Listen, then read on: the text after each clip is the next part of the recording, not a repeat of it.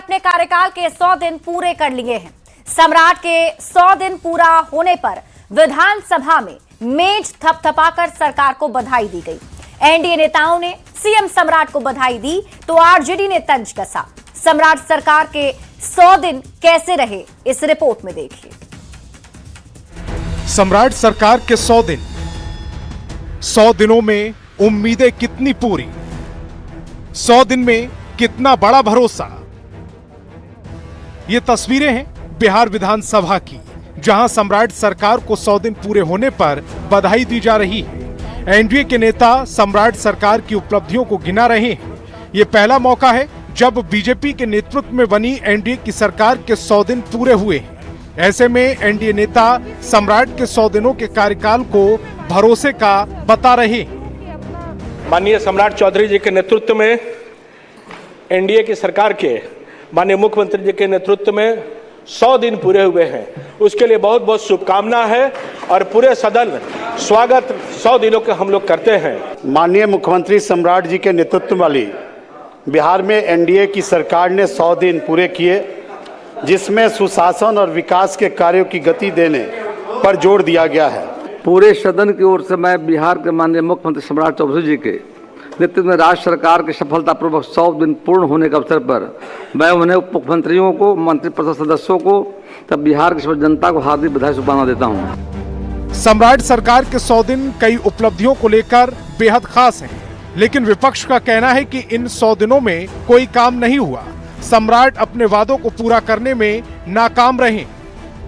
सरकार के 100 दिन हुए बिहार सरकार में, और जो अभी वर्तमान सरकार है सम्राट चौधरी जी के नेतृत्व में, मैं उन्हें पार्टी की ओर से ढेर सारी शुभकामनाएं देता हूँ, बधाई देता हूँ और शुभकामना देता, और तमाम तरह की विफलताओं, तमाम तरह की जो एनार्की इस बिहार में है, विफलता हर मोर्चे पर विफलता है।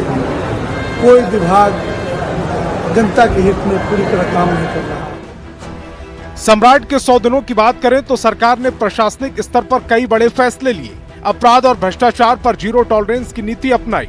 मुख्यमंत्री आवास का नाम बदलकर लोक सेवक आवास कर दिया गया।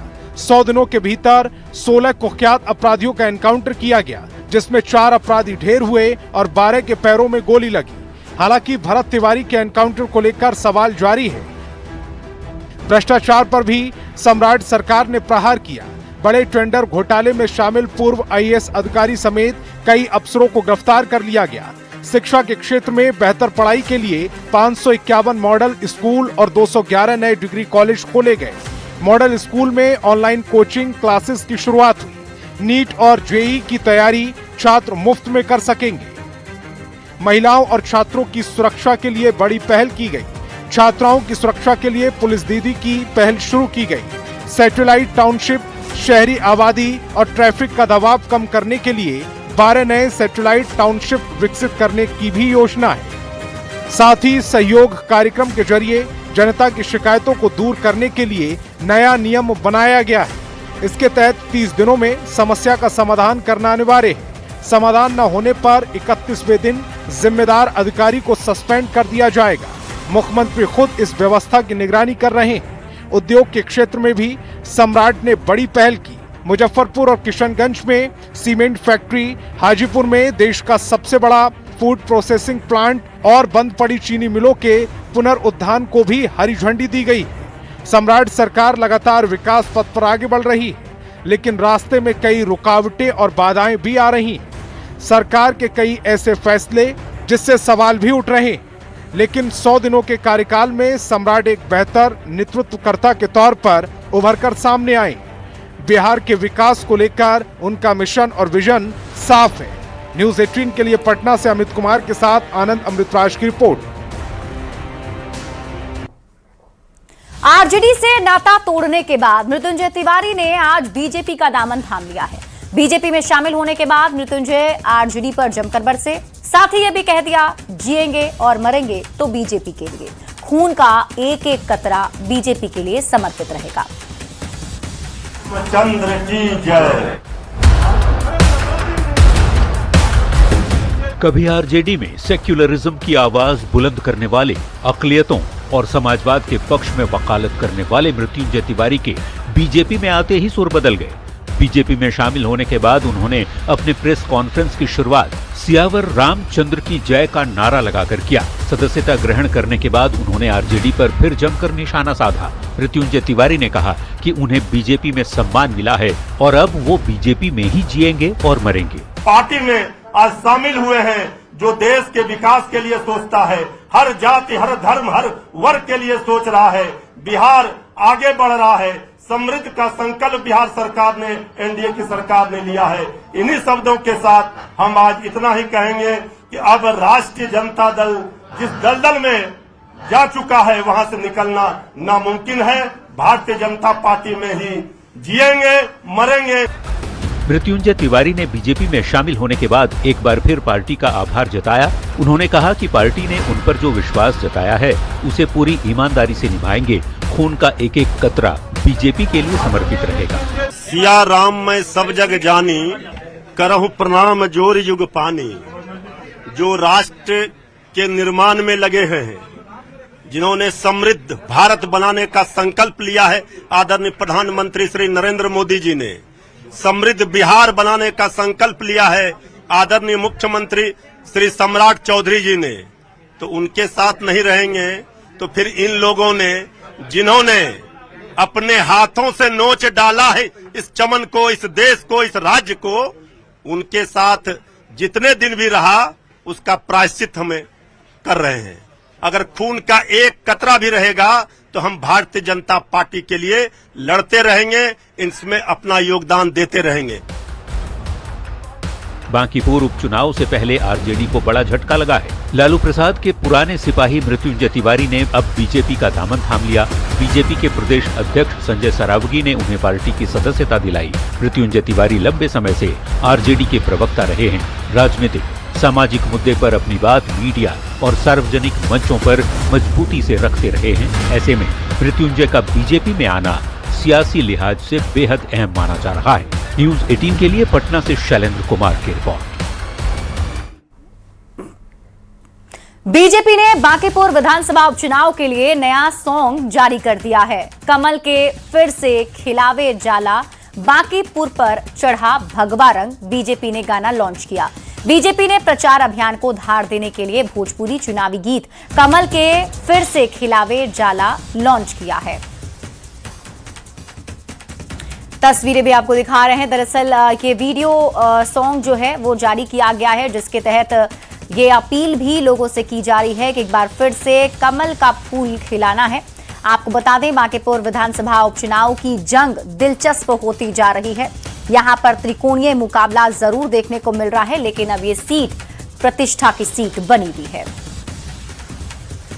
बांकीपुर उपचुनाव को लेकर एनडीए ने पूरी ताकत झोंक दी है। कई दिग्गजों ने प्रचार का जिम्मा उठा लिया है और इसी बीच बीजेपी के स्टार प्रचारक पवन सिंह भी प्रचार के लिए पहुंचे, जहां उन्हें देखने के लिए लोगों का हुजूम उमड़ पड़ा। इस दौरान पवन सिंह ने हाथ जोड़कर सभी का अभिनंदन किया है।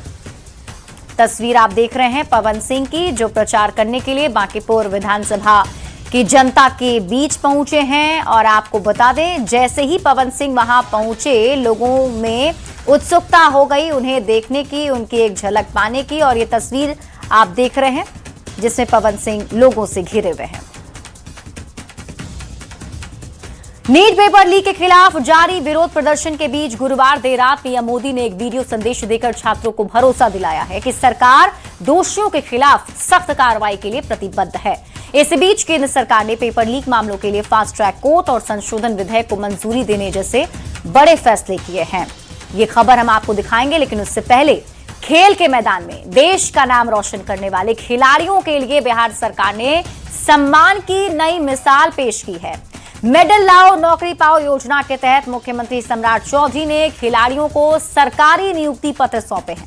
भारतीय क्रिकेट टीम के तेज गेंदबाज आकाशदीप और मुकेश कुमार को डीएसपी के पद पर नियुक्ति मिली। कई पैरा एथलीट्स को भी सरकारी नौकरी की सौगात दी गई। खिलाड़ियों के सम्मान में सरकार की इस पहल पर यह रिपोर्ट देखिए।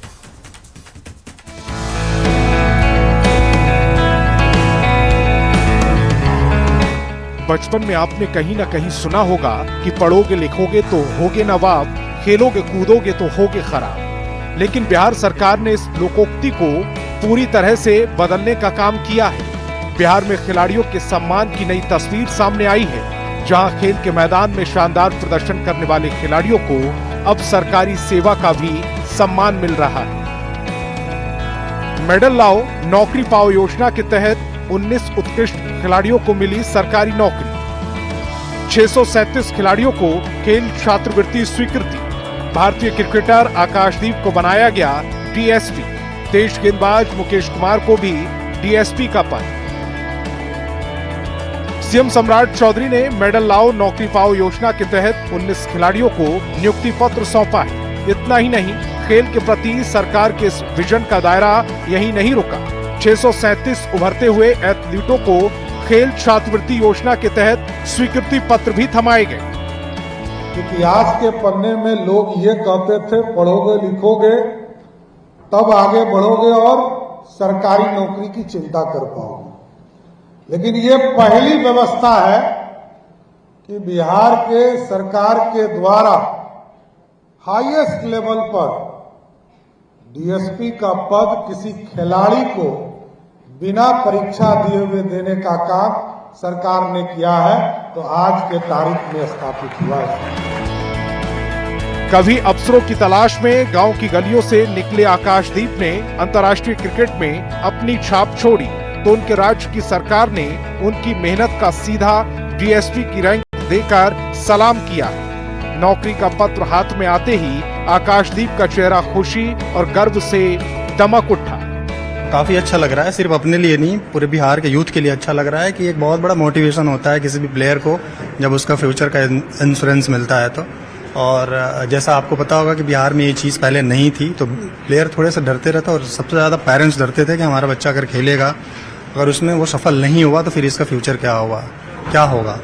तो मुझे ऐसा लगता है कि ये जो नीति है बिहार सरकार की, बिहार के आने वाले नेक्स्ट जनरेशन के लिए एक बहुत बड़ा फैसला है। कि दूसरी तरफ अपनी तेज गेंदों से विरोधियों के पसीने छुड़ाने वाले मुकेश कुमार भी अब खाकी के इस नए अवतार में नजर आएंगे। नवाब बन रहे हैं सीधे। हाँ, क्योंकि जो गवर्नमेंट ये जो स्थान उठाई है, जो कि ये इनिशिएटिव ली है, इससे हमारे बिहार के जितने भी खिलाड़ी हैं जो तैयारी कर रहे हैं, जो आने वाले हैं, उनमें प्रोत्साहित और मनोबल से अपना खेल में मेहनत करेंगे। तो ये बहुत ही अच्छा इनिशिएटिव लिया है सम्राट चौधरी सर ने। इसके साथ ही मैदान पर हर बाधा को तोड़कर देश का नाम रोशन करने वाले कई पैरा एथलीट्स को भी अब नौकरी की सौगात मिली, तो उनकी आंखों में सफलता की चमक साफ दिखाई दे रही है। बिहार के जिन युवाओं ने खेल के मैदान में अपना पसीना बहाया, सरकार ने उन्हें उनका हक और सम्मान देकर साबित कर दिया है कि अगर हुनर है तो मंजिल दूर नहीं। न्यूज़ 18 के लिए पटना से विनीता मिश्रा के साथ bureau report. NEET paper leak के खिलाफ जारी विरोध प्रदर्शन के बीच गुरुवार देर रात पीएम मोदी ने एक वीडियो संदेश देकर छात्रों को भरोसा दिलाया है कि सरकार दोषियों के खिलाफ सख्त कार्रवाई के लिए प्रतिबद्ध है। और इसी बीच केंद्र सरकार ने पेपर लीक मामलों के लिए फास्ट ट्रैक कोर्ट और संशोधन विधेयक को मंजूरी देने जैसे बड़े फैसले भी किए हैं। वहीं दूसरी ओर 27 दिनों से अनशन पर बैठे सोनम वांगचुक ने भी अपनी भूख हड़ताल समाप्त कर दी है। सीजेपी और सरकार के बीच बैठक भी हुई, जिसमें 3 अहम मुद्दों पर चर्चा हुई। परीक्षाएं लेना बहुत जरूरी था। सरकार ने अभी पूरी शक्ति का उपयोग करके कम से कम समय में 22 लाख जितने विद्यार्थियों के एग्जाम हो जाएं, इसका प्रबंध किया। रात के करीब 12 बजे होंगे। इस समय जेन जी आमतौर पर अपने फोन में रील्स देखता है। वही जेन जी जो इस वक्त पेपर लीक के खिलाफ हो रहे प्रदर्शन का चेहरा है। पीएम मोदी ने जेन जी को संबोधित करने के लिए उन्हीं का तरीका और जरिया अपनाया। सोशल मीडिया प्लेटफॉर्म इंस्टाग्राम पर प्रधानमंत्री मोदी ने छात्रों के लिए एक वीडियो संदेश जारी किया। मैंने आज फास्ट ट्रैक कोर्ट के लिए विभागों को निर्देश दिए थे। आज विभागों ने लगातार मेहनत करके देर रात मुझे मुसद्दा भी दे दिया। फास्ट ट्रैक कोर्ट और कठोर सजा के प्रावधान के साथ का ये मुसद्दा कल कैबिनेट में चर्चा होगी। पीएम ने कहा कि सरकार की प्राथमिकता थी कि छात्रों का 1 साल बर्बाद न हो, इसलिए जल्द से जल्द दोबारा परीक्षा कराई गई। आरोपियों को जेल में डाला गया, पर सरकार यही नहीं रुकेगी। छात्रों के हित को देखते हुए सरकार संसद में इससे संबंधित बिल भी लाने वाली है। इधर केंद्रीय स्वास्थ्य मंत्री जेपी नड्डा और जितेंद्र सिंह गुरुवार रात करीब 12:30 बजे मेदांता अस्पताल पहुंचे, जहां पेपर लीक के खिलाफ भूख हड़ताल जारी रखने वाले सोनम वांगचुक भर्ती थी। जेपी नड्डा ने वांगचुक को जूस पिलाकर उनका अनशन खत्म कराया। सुबह होते ही इस मामले में एक और बड़ा अपडेट आ गया। पेपर लीक मामले में दिल्ली हाईकोर्ट ने फास्ट ट्रैक कोर्ट का गठन किया। अनु ग्रोवर को फास्ट ट्रैक कोर्ट की स्पेशल जज नियुक्त किया गया। केंद्रीय कैबिनेट मीटिंग में पेपर लीक संशोधन विधेयक पर मुहर लगी। दोपहर में सीजेपी के प्रतिनिधि जेपी नड्डा और जितेंद्र सिंह से मिलने पहुंचे। शाम 3:15 बजे के करीब सरकार के साथ जेसीपी की बैठक खत्म हुई। जेसीपी ने सरकार के सामने 3 मुख्य मांगे रखी। धर्मेंद्र प्रधान के इस्तीफे पर कोई समझौता नहीं, छात्रों पर की गई एफआईआर रद्द होनी चाहिए, पीड़ितों के परिजनों को 1 करोड़ मुआवजा मिले। एक सेंटीमेंट है, वो बहुत क्लियर सेंटीमेंट है that Dharmendra Pradhan has to resign और he needs to be sacked. सरकार से इस बारे में विस्तृत चर्चा हुई है। सरकार ने इस मुद्दे पर, इस पॉइंट पर जवाब देने के लिए कल दोपहर तक का समय मांगा है। पेपर लीक के मामले में सरकार लगातार सख्त फैसले ले रही है। बातचीत, वीडियो संदेश और बिल पेश करने की तैयारी, हर तरह से ये सुनिश्चित करने की कोशिश की जा रही है कि छात्रों के भविष्य के साथ कोई खिलवाड़ न हो सके। Bureau report, news 18। तो छात्रों के नाम पीएम नरेंद्र मोदी के वीडियो को बीजेपी सांसद मनोज तिवारी ने संवेदनशील और जिम्मेदारी वाला कदम बताया है। मनोज तिवारी ने कहा कि पीएम मोदी ने अपना बयान खुद से रिकॉर्ड किया है। ये बता रहा है कि वो छात्रों को कितना महत्व देते हैं। तो प्रधानमंत्री जी ने तो बहुत ही संवेदनशील और जवाबदेही वाला कदम उठाया है। प्रधानमंत्री जी के इस बयान को जो उन्होंने खुद अपने से रिकॉर्ड करके दिया, ये दिखाता है कि वो देश के छात्रों को कितना महत्व देते हैं, छात्र हितों को कितना महत्व देते हैं, और उनकी संवेदनशीलता का ही ये परिणाम है कि सोनम वांगचुक जैसा व्यक्ति अपना अनशन तोड़ दिए कल रात में। अभी बाकी भी जो लोग बैठे हुए हैं उन लोगों से भी हमारे मंत्रियों की बातचीत हो रही है। ये मोदी सरकार है, ये एनडीए की सरकार हमेशा संवाद में विश्वास करती है। तो वहीं पीएम मोदी के वीडियो संदेश पर उपेंद्र कुशवाहा ने कहा कि पीएम मोदी के संदेश के बाद अब कुछ बच नहीं जाता है। आंदोलनकारी छात्रों को पीएम की बातों पर भरोसा करते हुए अपना आंदोलन अब खत्म कर देना चाहिए।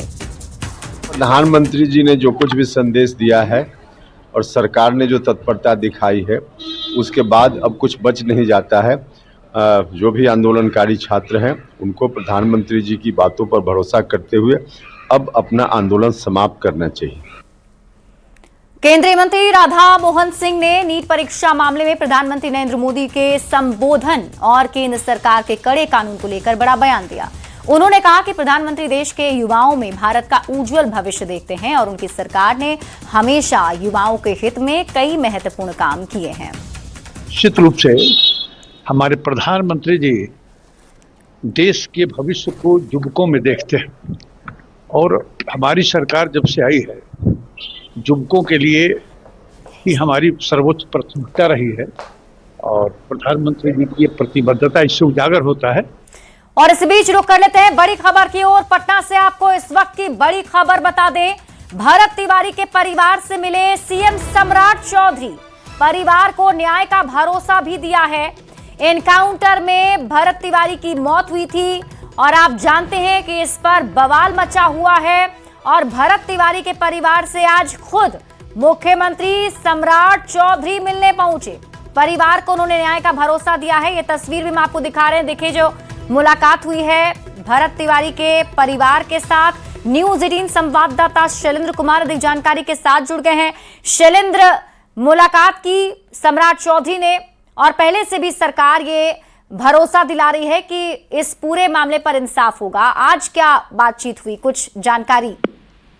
हाँ बिल्कुल, देखिए सम्राट चौधरी के मुख्यमंत्री बनने के बाद जो सबसे बड़ा मामला आया जिसमें सरकार की काफी फजीहत भी हुई और उसके बाद जो भरत तिवारी के जो परिवार के सदस्य हैं वो मुख्यमंत्री से आज मिलने पहुंचे हैं। मतलब साफ है कि कहीं न कहीं जो सरकार के द्वारा जो कार्रवाई की गई या फिर सरकार जो कार्रवाई अभी कर रही है उस कार्रवाई से कहीं न कहीं भरत तिवारी के जो परिवार के सदस्य हैं वो संतुष्ट होंगे, तभी वो पहुंचे। हालांकि जो जानकारी मिल रही है, मुख्यमंत्री ने सभी परिवार के सदस्यों से मुलाकात की और सबको जो कार्रवाई चल रही है उसके बारे में जानकारी दी और साथ ही साथ यह भरोसा भी मुख्यमंत्री की तरफ से दिलाया गया कि उन्हें न्याय मिलेगा और इसके लिए सरकार काम कर रही है। और देखिए इस पूरे मामले पर काफी सियासत भी हुई थी और इस सियासत और तमाम जो घटनाक्रम हुआ उसके बीच जो भरत तिवारी के जो परिवार के सदस्य हैं वो मुख्यमंत्री से मिलने पहुंचते हैं, तो कहीं न कहीं एक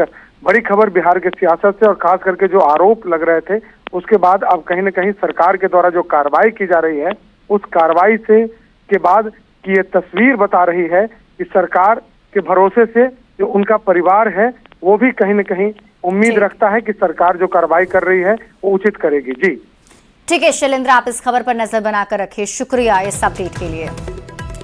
और अब बात करते हैं बिहार विधानमंडल के मॉनसून सत्र की, जिसका आज समापन हो गया। सत्र 5 दिनों तक चला। विधान परिषद के 213वें सत्र के दौरान कुल 21 अहम विधेयक पारित किए गए। सभापति अवधेश नारायण सिंह ने सत्र को सफल बताया। उन्होंने कहा कि मॉनसून सत्र भले ही छोटा रहा पर कई अहम विधेयक पारित हुए और ये सत्र बेहद सफल रहा। उन्होंने सत्ता पक्ष के साथ साथ विपक्ष के सहयोग को भी सराहा। वहीं इस पूरे सत्र में पेपर लीक और लाठीचार्ज के मुद्दे पर हंगामा भी होता रहा। सदन में तेजस्वी यादव की गैर मौजूदगी भी चर्चा का विषय बनी रही। तो वहीं बिहार विधानमंडल के मॉनसून सत्र को लेकर कृषि मंत्री विजय सिन्हा ने भी बयान दिया और सत्र को सफल बताया। उन्होंने कहा कि कई अहम मुद्दों पर सरकार से सकारात्मक जवाब मिला। उन्होंने भूमिहार ब्राह्मण से जुड़े मुद्दे पर कहा कि सदन में उठी मांग सही है। जेडीयू विधायक शालिनी मिश्रा ने भी सत्र को सफल बताया। दूसरी तरफ आरजेडी विधायक भाई वीरेंद्र ने आरोप लगाया कि इस सत्र में जनता और छात्रों से जुड़े मुद्दों की अनदेखी की गई। पूरी तरह से सदस्यों की सक्रियता और सरकार की जवाबदेह वातावरण से सदस्यों को प्रश्नों का समाधान भी हुआ है। शांतिपूर्ण से सदन चला है। माननीय अध्यक्ष जी ने बहुत बखूबी सदन को बेहतर ढंग से संचालित किया है। काफ़ी अच्छे से सत्र का संचालन हुआ। काफ़ी अच्छे मुद्दे भी आए। कई चीज़ों पे संवैधानिक सहमति बनी। कई सारे विधेयक, लगभग 13 विधेयक पास हुए और जिसमें इंजीनियरिंग कॉलेज से लेके और कई मुद्दे ऐसे थे जो पूरे बिहार के लिए बहुत अच्छे मुद्दे हैं। और क्वेश्चन आवर भी काफ़ी अच्छे से चला, ध्यानाकर्षण भी काफ़ी अच्छे से चला। तो मैं बधाई देती हूँ माननीय अध्यक्ष महोदय को उनके नेतृत्व में। हम आज पूरे देश सहित बिहार सहित पूरे देश में छात्रों और नौजवान अपने रोजगार को पाने के लिए, अपने हक को पाने के लिए आंदोलित थे। उस मामले को भी हम लोगों ने सदन में उठाने का काम किया है। यहाँ तक कि जो लोग आंदोलन में नहीं था, पटना विश्वविद्यालय के छात्र संघ के अध्यक्ष को रात में पुलिस ने पीटा भी और उनको उठाकर जेल भेजने का काम किया। तो सरकार चाहती है कि नौजवानों को रोजगार नहीं मिले। वहीं बिहार में विधानमंडल के मॉनसून सत्र में नेता प्रतिपक्ष तेजस्वी यादव के शामिल नहीं होने पर जेडीयू ने सवाल खड़ा किया है। जेडीयू के मुख्य प्रवक्ता नीरज कुमार ने तेजस्वी यादव पर खूब तंज कसा। लालू जी बीमार हैं। पुत्र तेजस्वी यादव विधानसभा विपक्ष के नेता हैं, विधानमंडल के नेता हैं। पिछले सत्र में भी लगभग लापता रहे। इस बार तो चक्षु दर्शन भी नहीं हो पाया लोगों। हाँ, तो मालूम हुआ है कि अमेरिका, ईरान और इजराइल के बीच में समझौता कराना है उसमें मध्यस्थ की भूमिका निभाने गए हैं। ये गैर जिम्मेदार विपक्ष का नेता है, वेतन भी ले रहे हैं, सदन में आ नहीं रहे। और अब खबर मुजफ्फरपुर से, जहां नीट परीक्षा विवाद को लेकर जारी आंदोलन के बीच सुरक्षा के मद्देनजर बड़ा फैसला लिया गया है। गृह विभाग के निर्देश पर 26 जुलाई तक यानी 2 दिनों के लिए नगर एसडीपीओ 1 और एसडीपीओ 2 क्षेत्र में इंटरनेट सेवा बंद कर दी गई है। इसके साथ ही 20 से ज्यादा सोशल मीडिया प्लेटफॉर्म और एप्स भी अस्थायी तौर पर रोक लगाई गई है। एसएसपी कांतेश कुमार मिश्रा ने बताया कि प्रदर्शन की आड़ में असामाजिक तत्वों ने तोड़फोड़ की, जिनकी पहचान की जा रही है। पुलिस ने संदिग्धों की तस्वीर जारी कर सूचना देने वालों के लिए इनाम की घोषणा भी की है। नीट परीक्षा विवाद को लेकर जारी आंदोलन अब बिहार के अलग अलग शहरों में भी देखने को मिल रहा है। मुजफ्फरपुर में भी गुरुवार की शाम हजारों छात्र सड़क पर उतरे। इस दौरान समाहरणालय के नजदीक उपद्रवियों ने तोड़फोड़ की और इस आंदोलन की आड़ में असामाजिक तत्व उग्र प्रदर्शन कर रहे हैं और छात्रों को भड़का रहे हैं। ऐसे में गृह विभाग ने बड़ा फैसला लेते हुए मुजफ्फरपुर में 2 दिनों के लिए इंटरनेट सेवा को बंद करा दिया है। वहीं इसके साथ 20 से ज्यादा सोशल साइट्स और एप्स को भी फिलहाल 2 दिनों के लिए जिले में बंद कर दिया गया है। एसएसपी कांतेश कुमार मिश्रा ने बताया कि शहरी क्षेत्र के नगर एसडीपीओ 1 और नगर एसडीपीओ 2 के क्षेत्र में फिलहाल 24 जुलाई से 26 जुलाई तक नेट बंद रखा जाएगा और सोशल साइट्स और एप्स पर भी बंदी की गई है ताकि कोई उपद्रवी कोई गलत मैसेज का प्रसार ना कर सके। सरकारी संपत्ति की सुरक्षा और आम लोगों की सुरक्षा को देखते हुए हमारे डीएम साहब द्वारा संयुक्त रूप से एक बैठक किया गया है और एक प्रस्ताव भेजा गया था गृह विभाग को। नगर 1 और नगर 2 पुलिस अनुमंडल मुख्यतः जो नगर निगम क्षेत्र है वहाँ पर इंटरनेट को 2 दिन के लिए बाधित करने के लिए और इस संबंध में माननीय गृह सचिव महोदय द्वारा उसको स्वीकृति दी गई है। नगर 1 और नगर 2 जो पुलिस अनुमंडल है उसमें 24 जुलाई यानी आज 12 बजे से लेके 26 जुलाई 2026 सुबह 10 बजे तक इंटरनेट सेवाएं बाधित रहेंगी। खबर दरभंगा से है, जहां छात्रों के आंदोलन के दौरान हुई पत्थरबाजी, हंगामे और सरकारी संपत्ति को नुकसान पहुंचाने के मामले में पुलिस एक्शन मोड में है। पुलिस अब तक 32 उपद्रवियों को गिरफ्तार कर न्यायिक हिरासत में जेल भेज चुकी है। सदर एसडीपीओ राजीव कुमार ने बताया कि घटना में शामिल अन्य उपद्रवियों की पहचान की जा रही है। सीसीटीवी फुटेज, वीडियो और अन्य सबूतों के आधार पर लगातार छापेमारी जारी है। के दौरान कुछ असामाजिक तत्वों द्वारा उपद्रव और हिंसा पथराव की घटना की गई।